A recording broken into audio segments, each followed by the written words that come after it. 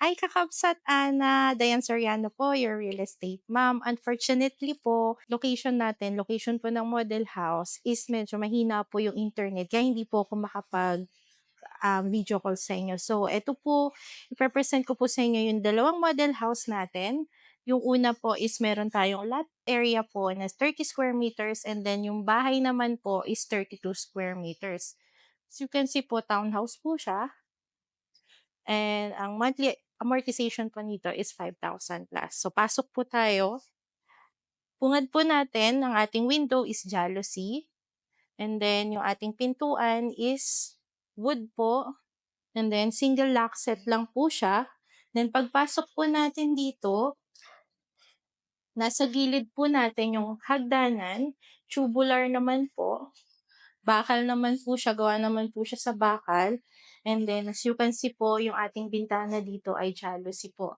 Ang kagandahan naman po sa jalousie, pagbukas nyo po ng bintana nyo, lahat po ng hangin is diretso naman pong papasok po dito. And then, as you can see po, nakaabang na po yung ating switches and then yung outlet po natin. Ayan po. And then yung ating bale, 1, 2, 3, 4 na switch na outlet. Actually, 5. 5 na outlet and then 1, 2, 3 na switches. So, you can see po dito naman po yung lababo natin. Yung lababo naman po natin is naka-tiles na po yung ibabaw. And then, dito po sa baba, pwede po tayong magkaroon na dito ng cabinet. Lalagyan na lang po natin dito ng pintuan. And then dito naman po, medyo hindi lang po maganda yung is yung ating CR. Naka-tiles naman na po siya. Bale, kung titingnan nyo po, mga half-tiled na po siya. Pwede na lang po natin itong palitadahan. Lagyan po ng kisame. And then, pinturahan na lang po natin pagkapalitada ho. Then, kumpleto naman po siya. May toilet bowl and then may sink naman po tayo. And then, meron naman na po tayong nakaabang na for ventilation na jalousie type. And then, yung ating service area is dito po sa likod. Wood pa rin naman po yung pintuan. And then, sa atin pa po to. Yan, area. Kumbaga, may 1.5 meter pang box setback. Bale, ito, hati kayo ng kapitbahay nyo. And then, meron pa po dito. Kalahati. Kasi ito yung CR natin. Pwedeng i-extend yung ating kusina dito. Isarado to, bakod, then extend yung kusina para dito yung lababo, and then dito yung dining area nyo. And then meron tayo dong living area. Bale, dito pwede nyo ilagay dito yung sofa, and then dito, lagay natin yung TV. Ayun. And then, akyat naman po tayo. Bale, yung unang dalawang step natin is sementado na siya and then the rest po paakyat is bakal naman po tayo. Maluwag po yung hagdanan. Ito naman po yung taas. Gagawin na lang po natin sa kisame since naka-insulation na po siya kaya hindi po masyadong mainit. Lalagyan na lang po natin yan ng Hardiflex ng plywood po. And then, mataas na po yung ceiling. As you can see po, pasok lahat yung hangin and at the same time yung light, yung natural light, kaya medyo makakatipid pa rin po tayo ng kuryente. Dahil, oras na ba? Magfo-4 na, maaraw pa din. So, meron tayong bintana dito, 3, and then dito sa likod. Bali, pwede pa itong gawing 2 bedrooms. Dahil as you can see, meron tayong 2 outlet. Then, isang switches. 1, 2. Kailangan 2 yan. 1 lang. Pero pwede rin namang maging isang, ito. Kasi puwede kasing yung partition, dun niya ilalagay yung kanyang switch. Okay. Ayan naman, nakaabang naman na yung ibang mga ano, mga for the ilaw. Ayun, meron din dito. Eto, meron din siya. Ito po ay, ang lot area nito is 30 square meters and then yung floor area is 32 square meters. Ang estimated monthly amortization nito is 5,000 pesos for 30 years. And then, punta naman po tayo sa isang area, isang model house. And ito naman po yung ating isang townhouse. Ang lot area nito is 36 square meters and then ang floor area is 44 square meters. Mas malaki po ito ng 6 square meters sa lote. And then, mas dihamak naman po na mas malaki yung bahay nito. So, pasok po tayo. As you can see po, yung ating pintuan is wood. And then, yung ating bintana instead of jalousie, naging sliding window na po siya. So, pagpasok ulit natin dito, nandito po sa bandang gilid po ng pintuan yung ating hagdanan.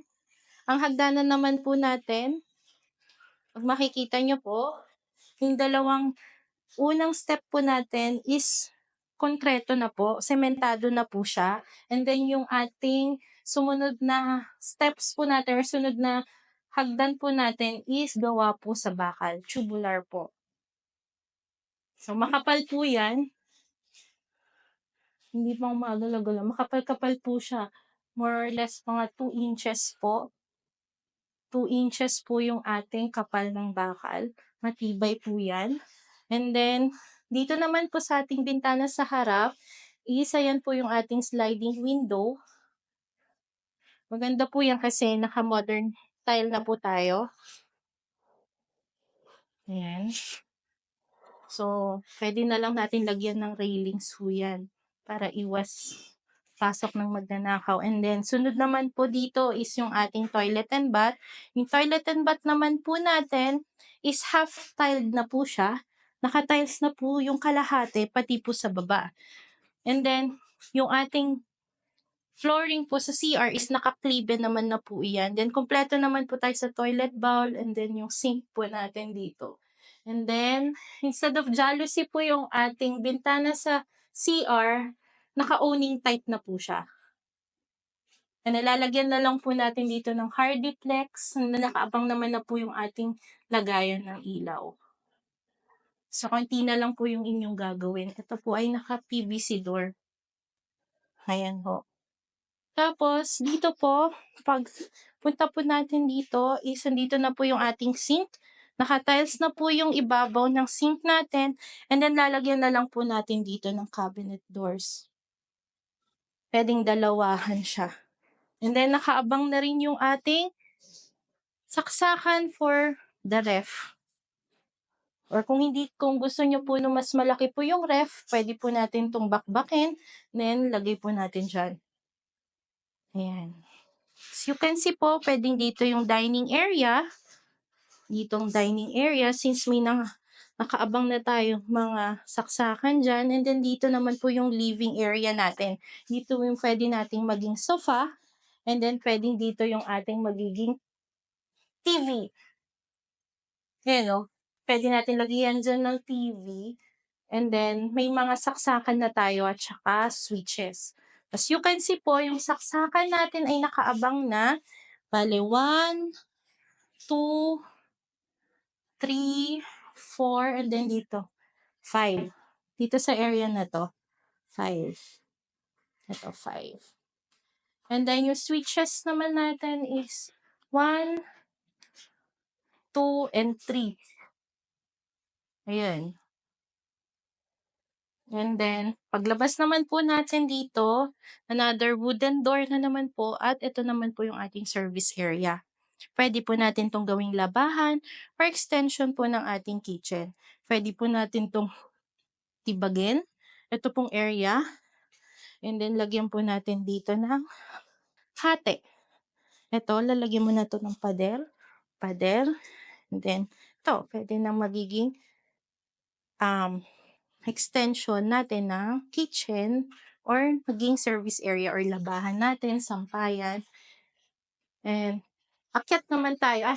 And then, as you can see naman po yung ating ceiling, pwede na lang po natin yung lagyan ng Hardiflex.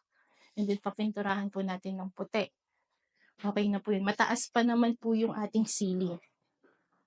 Then, yung ating hagdanan, kagandahan po nito, kahit bakal po siya, sobrang kakapal po.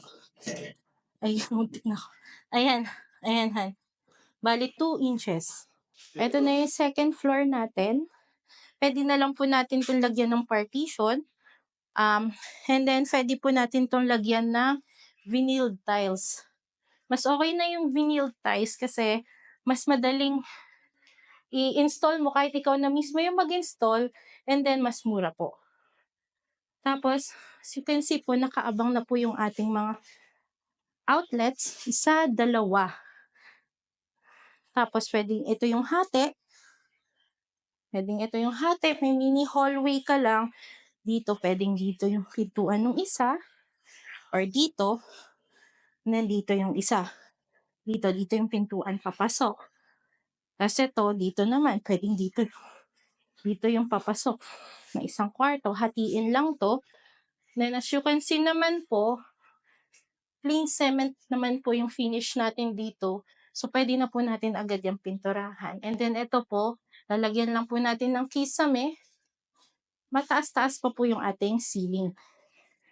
Dito naman po, nagre-range naman po tayo dito ng 8,269 per month na monthly amortization natin sa Pag-ibig. And for only 10,000 processing fee lang, ito yung ating tubig, kuryente, and then yung amilyar natin, pwede na po tayong magkaroon ng bahay na ganito.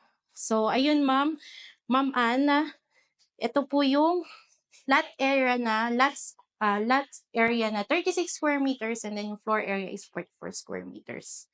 Mas ideal po to sa inyo kasi mas maluwag po siya, and at the same time po, maganda rin po kapag sakaling end unit po yung makuha natin, may mga extra bintana po tayo dito sa gilid. Ayun po, Kakabsat Ana. Ito po yung ini-inquire nyo po sa aming townhouse dito po sa Naik, Cavite. Dito po nagtatapos yung house tour natin, and unfortunately, hindi po tayo nakapag-online tripping po or nakapag-video call sa inyo dahil medyo mahina po yung signal dito sa area ng model house. Salamat po sa pagiging interested po sa amin, at kami po yung kinuha nyo po agent and broker dito sa magiging bahay niyo po. Kung meron po kayong mga ibang katanungan or inquiries and concerns po, wag lang po kayong makalimot na tumawag or mag-text po sa akin. Anytime naman po, pwede naman po ako. Thank you po!